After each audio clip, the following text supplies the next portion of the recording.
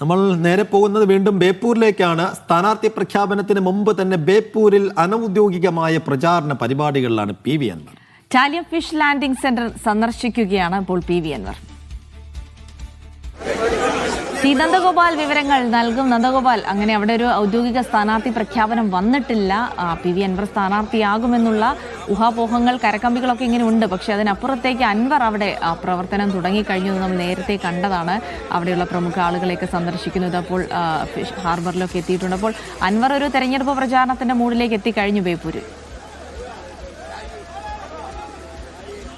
തീർച്ചയായും അത്തരത്തിലൊരു അനൗദ്യോഗികമായ പ്രചരണ പരിപാടികളിലേക്ക് അദ്ദേഹം കടന്നു കഴിഞ്ഞിട്ടുണ്ട്. ഇത്തരത്തിൽ അദ്ദേഹത്തിന്റെ പേര് സജീവമായതിന് പിന്നാലെ തന്നെയും വലിയ തോതിൽ അദ്ദേഹം ഈ മണ്ഡലത്തിൽ സജീവമാണ്. പക്ഷേ അദ്ദേഹം തന്നെ സമ്മതിക്കുന്നില്ല എന്നുള്ളതാണ് പ്രധാനപ്പെട്ട കാര്യം. സ്ഥാനാർത്ഥിയാകുമെന്നുള്ളത്, ഈ ചർച്ചകൾ നടക്കുന്നു എന്നുള്ളതാണ് പറയുന്നത്. ഏതായാലും ഇപ്പോൾ ഉള്ളത് ചാലിയം ഫിഷ് ലാൻഡിംഗ് സെന്ററിലാണ്. ഇവിടെ നിരവധിയായ പ്രശ്നങ്ങൾ നേരത്തെ തന്നെ ഇവിടെയുള്ള ആളുകൾ ചൂണ്ടിക്കാട്ടുന്നുണ്ട്. ഈ ഭാഗത്താണ് ഇപ്പോൾ അൻവർ സന്ദർശിക്കുന്നത്. ഒരു അനൌദ്യോഗികമായ പ്രചരണം എന്ന് പറയാൻ പറ്റുമോ? അല്ല, അത് എങ്ങനെ വേണമെങ്കിൽ നമുക്ക് പറയാം. ഔദ്യോഗികമാണോ അനൌദ്യോഗികമാണോ, തെരഞ്ഞെടുപ്പ് പ്രചരണം നടക്കണല്ലോ. തെരഞ്ഞെടുപ്പിലേക്ക് കേരളം നീങ്ങിക്കഴിഞ്ഞല്ലോ. ഓരോ UDF പ്രവർത്തകനും തെരഞ്ഞെടുപ്പ് പ്രചരണത്തിൽ തന്നെയാണ്. പണ്ണാരക്കണ്ണനും തന്നാലായത് എന്ന് പറഞ്ഞതുപോലെ ഓരോരുത്തരും പ്രവർത്തിക്കുന്നുണ്ട്.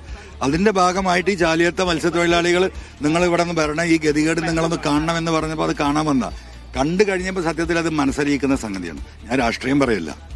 ഈ ഒരു അവസ്ഥയിലൊന്നും ഈ തൊഴിലാളികളെ ഒരു കാരണവശാലും ഒരു ഗവൺമെന്റ് വിടാൻ പാടില്ല. 19 കൊല്ലയിൽ ഇവിടെ മാറി മാറി വന്നിട്ടുള്ള എന്താ പറയുക ഇടതുപക്ഷ MLA അതൊക്കെ പോട്ടെ. ഇപ്പൊ ഏറ്റവും സ്വാധീനമുള്ള മുഖ്യമന്ത്രിയുടെ മരുമകൻ മന്ത്രിയായി ഈ ലോകം മുഴുവൻ അദ്ദേഹം ടൂറിസത്തിന് വേണ്ടി സഞ്ചരിക്കുകയും എന്താ പറയാ വികസനങ്ങൾ നടത്തുകയും റീൽസുകൾ ഉണ്ടാക്കുകയും ചെയ്യുമ്പോൾ ആ റീൽസിന് കൊടുത്തിട്ട് 1.5 കോടി റുപ്യ ഏത് ഈ ബേപ്പൂർ ഫെസ്റ്റിന്റെ ആ പൈസ ഇവിടെ ചെലവാക്കിയാണെങ്കിൽ ഈ ഇറ്റങ്ങൾക്ക് ഈ ഗതികേട് ഉണ്ടാവില്ല.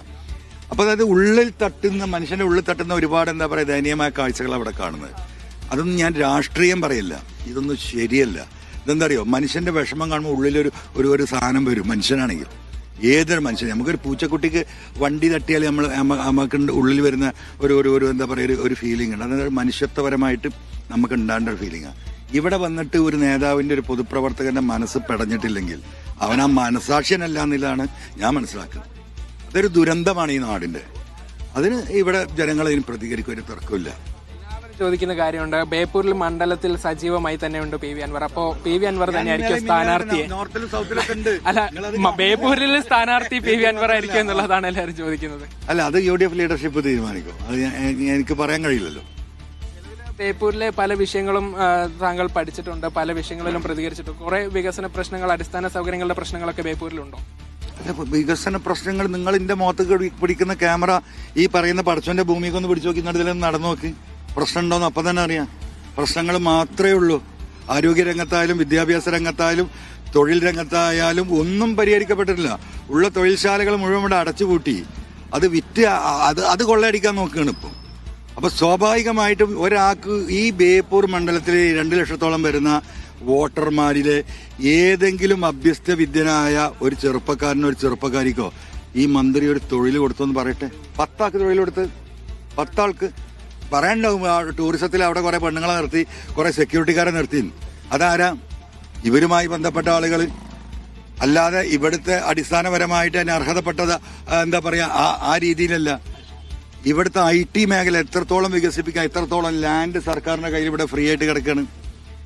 ഒരു മത്സ്യത്തൊഴിലാളിക്ക് എന്താണ് സർക്കാരിൽ നിന്ന് കേന്ദ്രത്തിൽ നിന്ന് കിട്ടുന്ന യാനങ്ങള്, വലകള്, സംവിധാനങ്ങള്, കുട്ടികളുടെ സ്കോളർഷിപ്പുകൾ എന്താ ഉള്ളത്? ഇപ്പൊ മഴക്കാലം വന്ന പോലെ കാലാവസ്ഥാ കേന്ദ്രത്തിൽ നിന്ന് ഒരു മുന്നറിയിപ്പ് വരും, കടലിലേക്ക് പോകരുത്.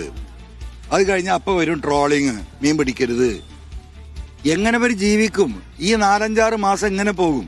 പിന്നെ പോയി കടലിൽ പോയിട്ട് കിട്ടിയെങ്കിൽ കിട്ടിയാറിന് വരുന്ന ആ കൊണ്ടുവരുന്ന ഈ മത്സ്യം ഒന്ന് വൃത്തിയുള്ള സ്ഥലത്ത് അത് വെച്ച് അത് എന്താ പറയാ വിൽപ്പന നടത്താനുള്ള ഒരു സംഗതി.